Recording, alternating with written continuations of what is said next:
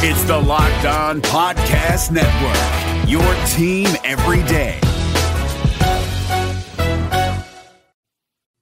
The Dallas Stars are riding high off a big win from Friday night versus the LA Kings.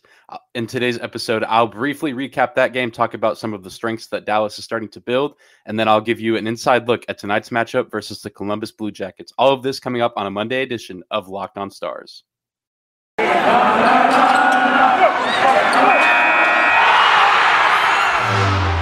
Your Locked On Stars, your daily podcast on the Dallas Stars.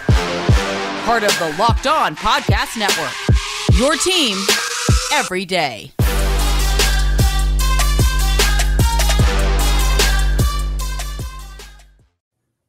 Howdy, Stars fans. Welcome back to the Locked On Stars podcast, part of the Locked On Podcast Network, your team every day. I'm your host, Dane Lewis. It is Monday, October 25th. It is Dallas Stars game day. Big game coming up tonight against the Columbus Blue Jackets in Columbus, and we'll get to preview that game a little bit later in the show. I hope you had a fantastic weekend. As you can see, if you are watching the YouTube edition of the show, I'm sporting a pretty nice sunburn from being outside most of the day Saturday, but hopefully, that'll go away. Not even hopefully. I know it will. Aloe vera is my hero currently at the moment, as well as guys like Miro Heiskanen and Dennis Gurianov. But again, we'll talk about that a little later. Exciting show today. Exciting week coming up for the Dallas Stars. Lots to cover, lots to talk about this week with several games coming up throughout the week. And whether this is your first time listening or you are a recurring listener of Locked On Stars, I just want to say thank you for stopping by. Thank you for making Locked On Stars your first listen of the day. I encourage you, if you are not already, to subscribe to the show wherever you get your podcasts at, and to subscribe on YouTube as well. It is absolutely free, costs you no money at all to subscribe to the show, and it helps me out a ton to continue to crank out content for you guys. I love doing this, love covering the Dallas Stars, and love just getting to watch this team develop as the season goes on. And part of that development was on Friday night in a big win for Dallas versus the Los Angeles Kings at the home opener. The first time that there was a full house back at the American Airlines Center for a Dallas Stars game.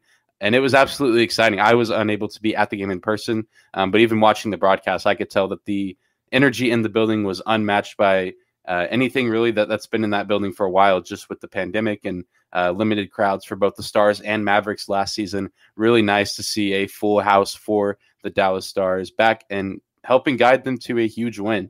The Dallas Stars are now 3-0 in overtime games this season, absolutely flipping the script on last season where it seems like they could never get a win in extra time.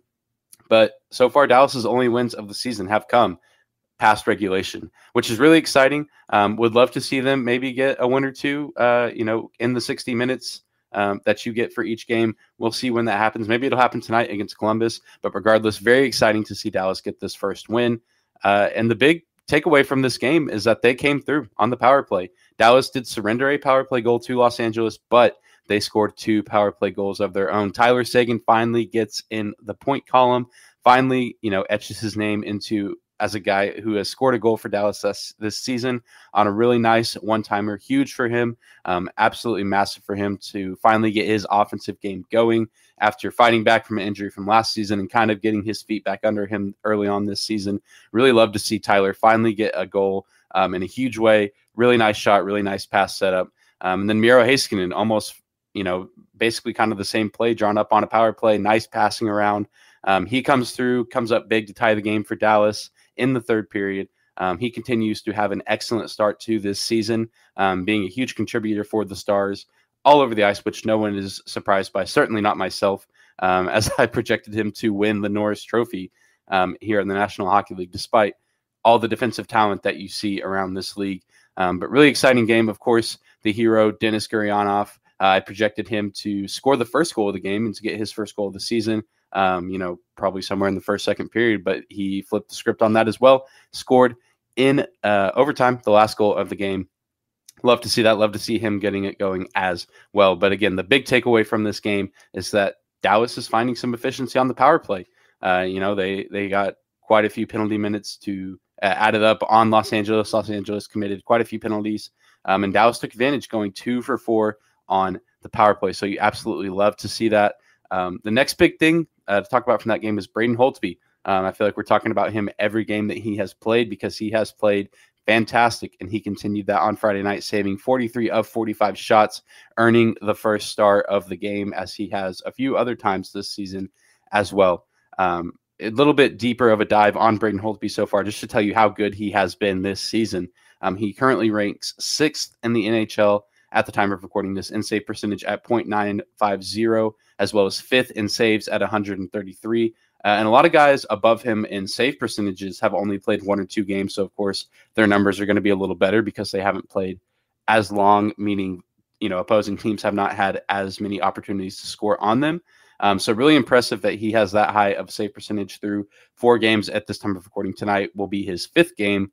It's the only other guy that has matched the amount of games yet has similar numbers in save percentages is the New York Rangers, Igor Shesterkin. I almost said Shesterkin, and that is not his name.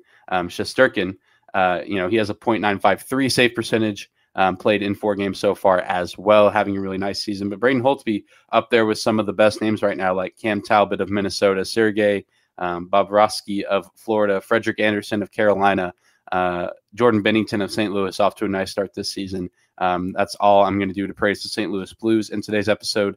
But all those guys have more wins than Braden Holtby right now, but Braden Holtby is right there with those guys as far as stats go, and even has some better stats than some of these guys as far as save percentage and saves goes.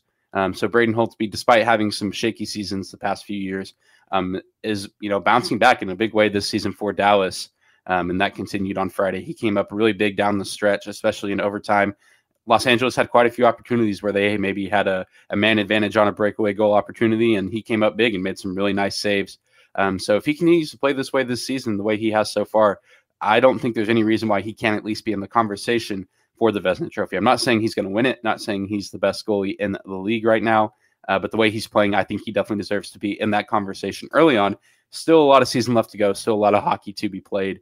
But Braden Holtby is certainly one of the best stories so far this season in terms of, a guy bouncing back from some shaky performances over the past few seasons. Some things, obviously not a perfect game. So some things to kind of take away from this game that Dallas can fix and improve on is they did acquire 23 penalty minutes to LA, only having 10 penalty minutes against them.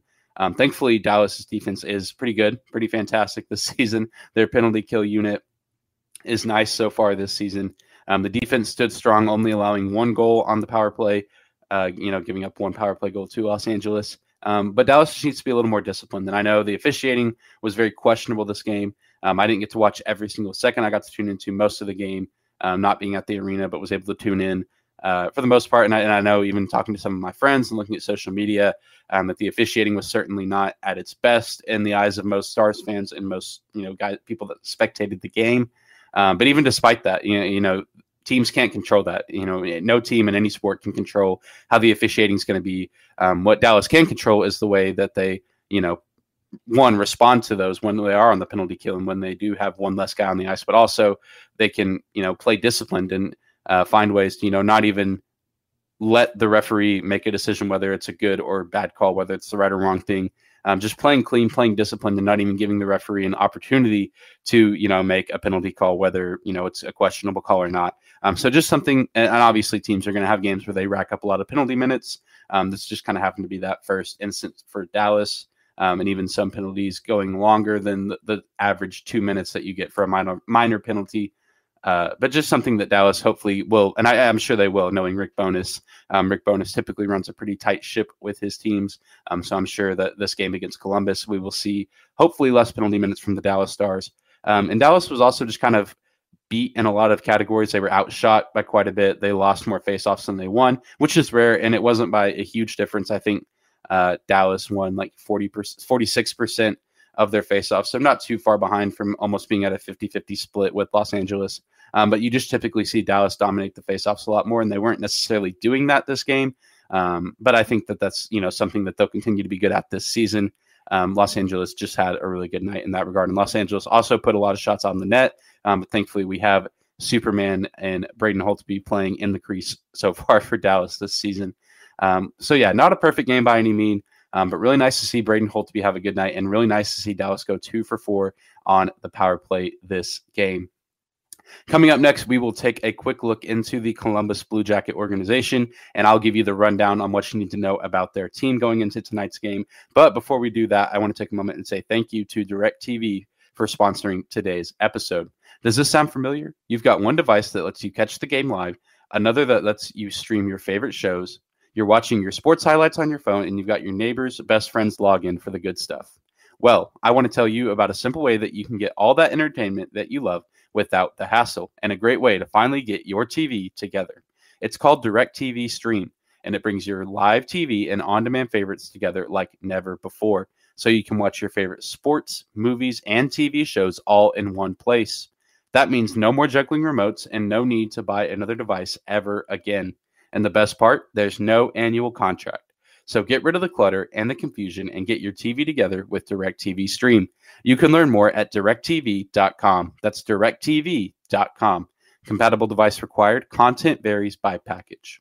David Harrison here, the Locked On Washington Football Team podcast, celebrating with you a 21 grain salute to a less boring sandwich thanks to Dave's Killer Bread. I don't know about you guys, but when I eat pizza, I eat it for the toppings, not the crust. And when I eat a sandwich, it's for what's inside the bread, not for the bread. But when I throw a sandwich on 21 whole grains and seeds, thin sliced bread from Dave's Killer Bread, it is the epitome of addition by subtraction. That thin sliced bread lets me focus on what's inside the sandwich, but also adds to the sandwich with killer taste, killer texture, killer nutrition, a subtle sweetness, and a seed-coated crust. Dave's Killer Bread is America's #1 organic bread for a reason. It tastes so stinking good. Dave's Killer Bread is made with the highest quality organic and non-GMO ingredients and is power-packed with whole grains, fiber, and protein. Visit daveskillerbread.com to learn more and look for Dave's Killer Bread in the bread aisle of your local grocery store.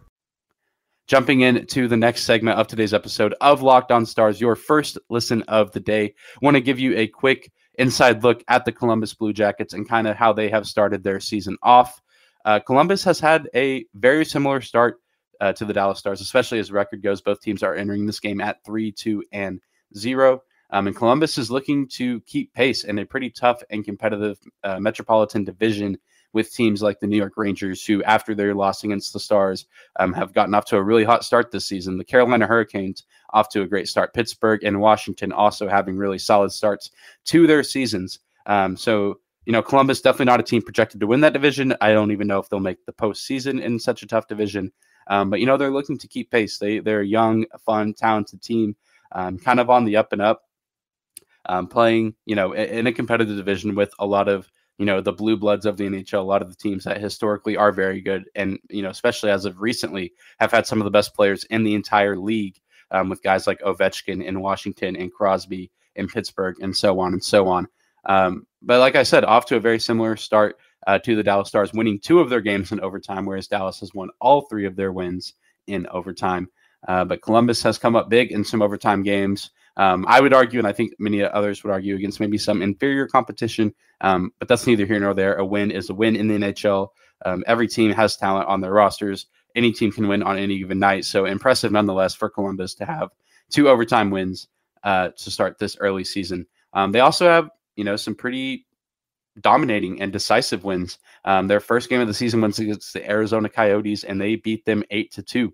Of course, Arizona, not the best team in the league by any stretch of the imagination so far this season. But to score 8 goals on anybody in the NHL, let alone in your first game of the season, is very, very impressive. So we know that this team has the capability to explode offensively. And so that's something that Dallas will need to be on the lookout for. And, if Columbus is going to score goals, it cannot be in bunches, because this game showed, obviously against a team like Arizona, but still showed that they have the capability to score and to score in bunches. But they also, like I said, have some close games, some wins. Their overtime wins came against the Seattle Kraken as well as the New York Islanders. And both those teams are off to slow starts this season in their respective divisions. New York has turned it around a little bit and starting to find some wins. Seattle also still trying to get their feet under them, being an expansion organization.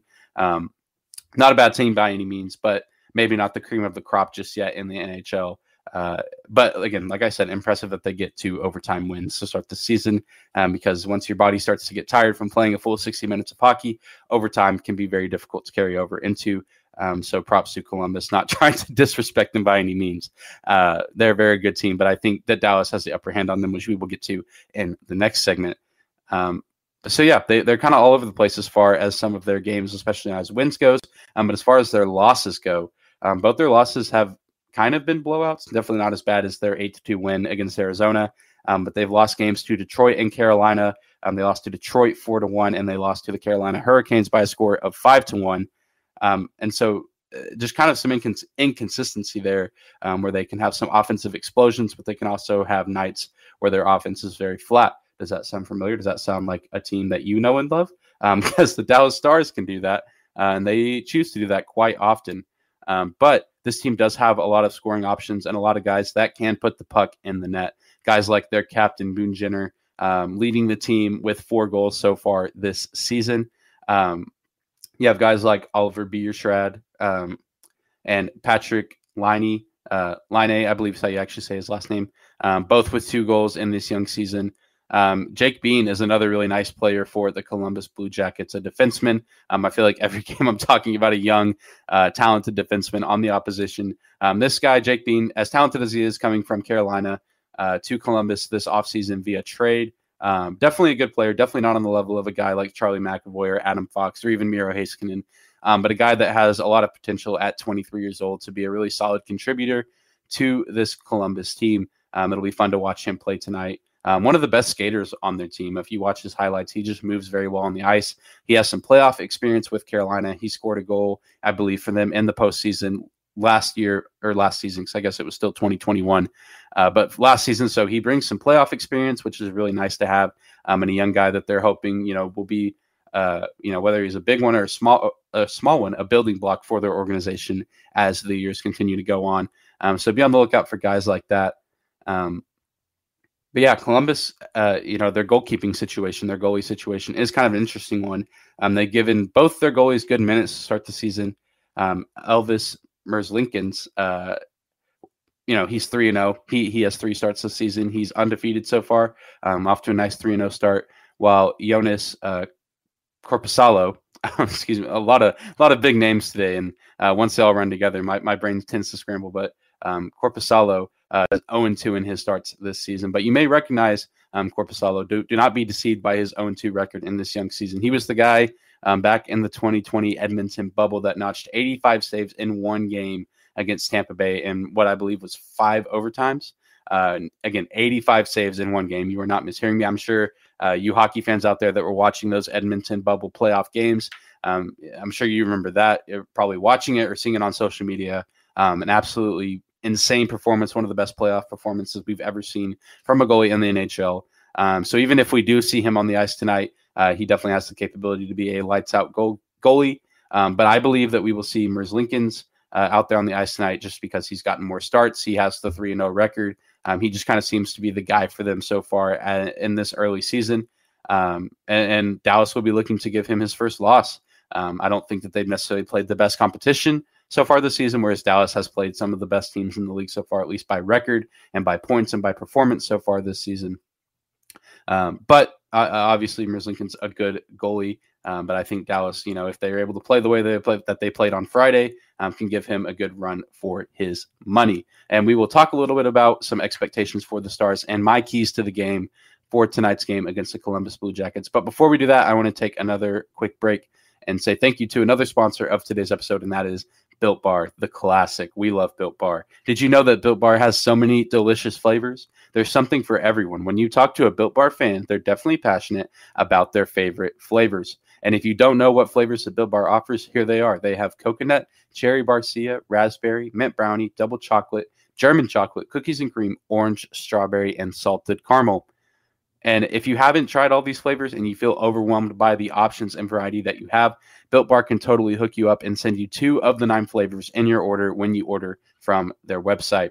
Not only are Built Bar flavors the best tasting, but they are healthy and good for you as well. 17 to 18 grams of protein, calories that range from 130 to 180, only 4 to 5 grams of sugar, and only 4 to 5 grams of net carbs. Amazing flavors, all tasty, all healthy. You can go to Built.com right now and use promo code LOCKED15, and you'll get 15% off your order. Again, use promo code LOCKED15 for 15% off your order at built.com. We've all spent more time with family lately. It can feel like old times, but your mind is on the future too, and what you can do to shape it.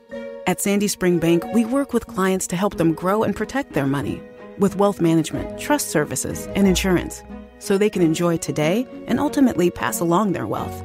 We believe real banking is a conversation. Let's talk about your dreams. Visit sandyspringbank.com/wealth. Wealth and insurance products are not FDIC insured, not guaranteed, and may lose value.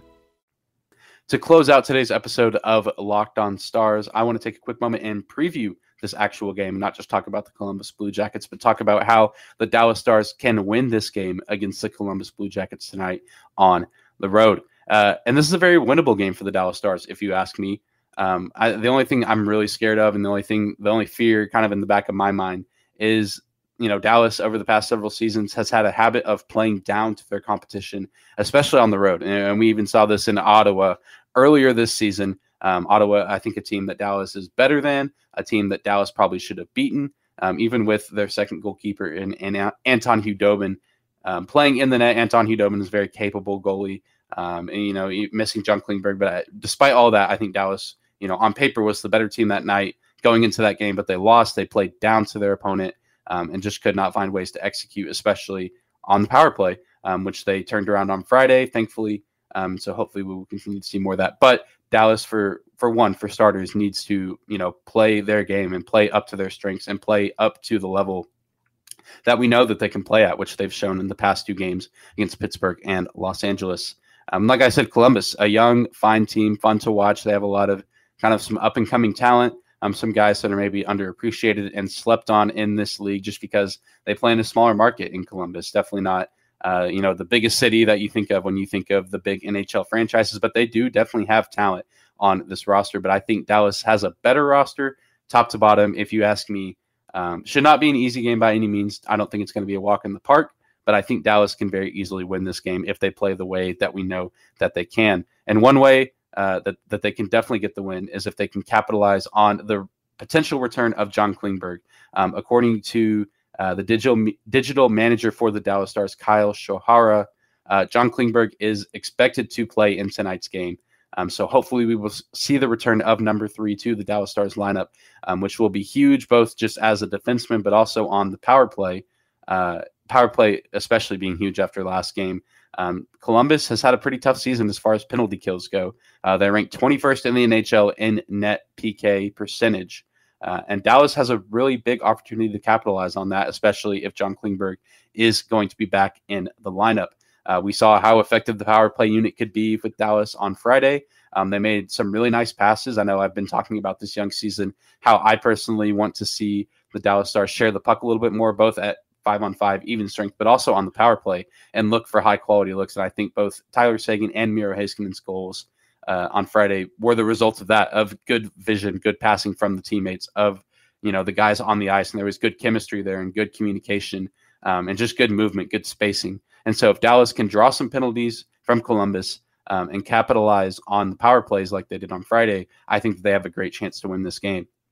And they can also find a lot of success if they can build a lead and build it early and keep their foot on the gas. In Columbus's 2 losses, they've only scored 1 goal in each of those games, but really it came down to them falling behind early by 2 or 3 goals and never being able to fully recover. They might have been down 2-0. They score a goal, but then the other team, scores 2 or 3 unanswered goals to put the game away. And so if Dallas can find a way to do that, that'll be absolutely huge. If they can win this game in regulation, no extra time needed, then I think, Coach Bowness will be happy. I think the fans will continue to be happy because they will have some pretty big games coming up at home, both on Wednesday and on Friday as well, against Vegas on Wednesday and Ottawa on Friday. I almost forgot.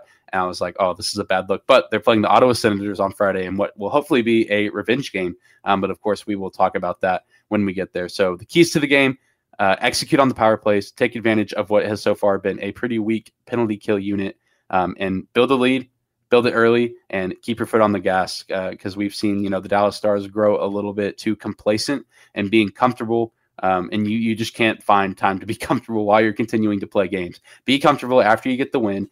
Go out, play the way that you know that you can play as a team, dominate, put a lot of shots on the net, win your faceoffs, do the little things right, and that'll lead to big success on the ice. I sound like a coach giving a weird kind of pump-up speech, but that's how I feel right now. This is a huge opportunity for Dallas to continue to fight their way to be in the top ranks of the Central Division. And at the time of recording this, they have a nice chance to do it. The Nashville Predators are up 5-1 on the Minnesota Wild at the end of the second period. So I assume that score has held out by the time you are hearing this on Monday. The Chicago Blackhawks tied 1-1. That's the only other team from the Central playing. Chicago still winless so far in this young season. But Minnesota and St. Louis are the two top dogs in the Central Division right now as far as points and record, and Dallas is just right there on their heels. So this is a huge opportunity, especially assuming Minnesota loses this game to Nashville, which it sounds like they did /will. A lot of weird time things going on here, but big opportunity for Dallas to grab 2 points on the road before coming back home for 2 more home games this week, where they, again, have opportunities to grab even more points to help establish, them being at the top of the division, because this division is going to continue to be crazy and insane throughout this season. Well, that's all we have for today's episode of Locked On Stars. I want to thank you again for making Locked On Stars your first listen of the day. Now go make your second listen of the day, the Locked On Fantasy Hockey Podcast. With the season in full swing, I'm sure you guys that play fantasy hockey, you're scrambling around trying to set your lineups every day. You may be wondering, well, should I play this guy? Should I get this guy off waivers? You're going to have a lot of questions about your fantasy hockey team, and host Scott Cullen can help you out and answer those questions. He has a ton of fantasy hockey insight and expertise. One of the best experts in the business, and he can help you win your fantasy hockey league this season. So go give him a listen wherever you get your podcast at, for free, absolutely free. You can go find him, wherever you listen to this show, you can probably find the Locked On NHL Fantasy Hockey Podcast. So be sure to go give him a listen if you're looking to win your fantasy league this year. Be sure to subscribe to the show. Tell your friends about the show. I've loved to see the growth of this show ever since I've started hosting. It's been really fun to see you guys join along with me on the crazy ride so far that has been this Young Star season. I know it's going to continue to be crazy, and I'm absolutely here for it. Thank you guys for listening. Thank you guys for supporting the show. You can give me a follow on Twitter at Dane_Lewis. That's at DANE 2_LEWIS. You can also find the show on Twitter at Locked On Stars. You can find us on YouTube. Just search Locked On Stars. You can find us there. You can watch all the episodes visually, and you can subscribe there as well. Thank you so much for joining me on today's episode. Enjoy the game tonight, and we'll be back tomorrow with a breakdown.